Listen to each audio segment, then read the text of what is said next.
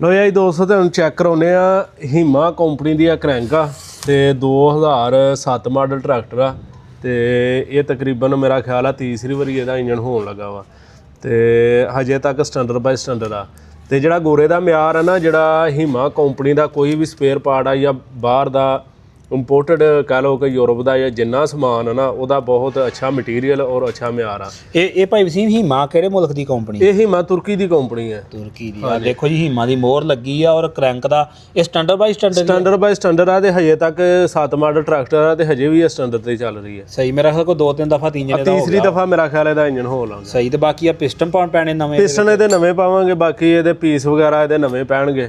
ਤੇ ਅਗਰ ਮੋਬਾਈਲ ਜਿਹੜਾ ਕੋਈ ਅੱਛੀ ਕੰਪਨੀ ਦਾ ਇਸਤੇਮਾਲ ਹੋਵੇ ਤੇ ਟਾਈਮ ਨਾਲ ਚੇਂਜ ਹੋਵੇ ਤੇ ਕਰੰਕ ਜਿਹੜੀ ਉਹ ਛੇਤੀ ਖਰਾਬ ਨਹੀਂ ਹੁੰਦੀ। ਤੇ ਬਾਕੀ ਆ ਜਿਹੜਾ ਪੰਪ ਆ ਪਲੰਜਰੀ ਪੰਪ ਆ 3 ਸਿਲੰਡਰ ਟਰੈਕਟਰ ਦਾ ਤੇ ਇਹ ਪੰਪ ਅੱਗੇ ਵੀ ਇੱਕ ਫਕੀਰ ਵਾਲੀ ਦੇ ਸਾਡੇ ਦੋਸਤ ਸੀ ਉਹਨਾਂ ਨੇ ਸਾਡੇ ਨਾਲ ਆਨਲਾਈਨ ਹੀ ਰਾਬਤਾ ਕੀਤਾ ਸੀ ਤੇ ਉਹਨਾਂ ਨੂੰ ਅਸੀਂ ਭੇਜਿਆ ਸੀ ਤੇ ਬੜਾ ਅੱਛਾ ਇਹਦਾ ਰਿਜ਼ਲਟ ਆਇਆ। ਤੇ ਇਹ ਵੀ ਪੰਪ ਹੁਣ ਸਾਡੇ ਇੱਕ ਦੋਸਤ ਨੇ ਉਹਨਾਂ ਰਾਬਤਾ ਕੀਤਾ ਵਾ KPK ਤੋਂ ਤੇ ਉਹਨਾਂ ਨੂੰ ਪੰਪ ਅਸੀਂ ਇਹ ਭੇਜਣਾ ਵਾ ਤੇ ਬਾਕੀ ਕਿਸੇ ਨੂੰ ਵੀ ਦੋਸਤ ਨੂੰ ਚਾਹੀਦਾ ਹੋਵੇ ਤੇ ਸਾਡੇ ਨਾਲ ਰਾਬਤਾ ਕਰ ਸਕਦਾ।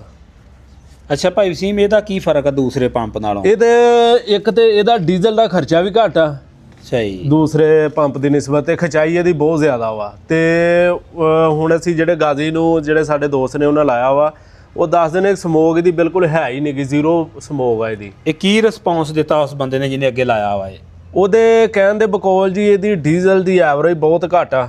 ਮਸਲ ਡੀਜ਼ਲ ਦਾ ਖਰਚਾ ਬਹੁਤ ਦੂਸਰੇ ਪੰਪ ਦੀ ਨਿਸਬਤ ਘੱਟ ਆ ਤੇ ਖਚਾਈ ਜਿਹੜੀ ਆ ਬਹੁਤ ਜ਼ਿਆਦਾ ਵਾ ਦੂਸਰੇ ਪੰਪ ਦੀ ਨਿਸਬਤ। ਤੇ ਇਹ 3 ਸਿਲੰਡਰ ਹੋਰ ਕਿਹੜੇ ਟਰੈਕਟਰ ਨੂੰ ਲੱਗ ਸਕਦਾ ਵਾ? ਇਹ ਆਰਟੀਫੀਸ਼ੀਅਲ ਹੋ ਕੇ ਹੀ ਲੱਗ ਸਕਦਾ ਵਾ, ਕਿਸੇ ਵੀ 3 ਸਿਲੰਡਰ ਨੂੰ ਤੁਸੀਂ ਲਾ ਸਕਦੇ। ਫੋਰਡ ਨੂੰ ਵੀ ਲੱਗ ਸਕਦਾ? ਫੋਰਡ ਨੂੰ ਵੀ ਲੱਗ ਸਕਦਾ। ਸਹੀ ਤੇ ਇਹਦੀ ਕਿੰਨੀ ਕੀਮਤ ਕਿੰਨੀ ਆ? ਇਹ ਤਕਰੀਬਨ ਜਿਹੜਾ ਨਾ ਮੁਖਤਲਿਫ ਰੇਟ ਆ ਇਹਦੇ।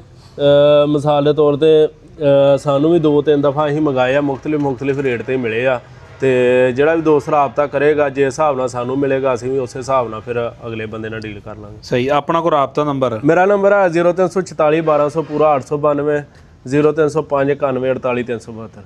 ਇਹ ਮਕਰਮ ਟਰੈਕਟਰ ਵਰਕਸ਼ਾਪ ਸ਼ਾਹਕੋਟ।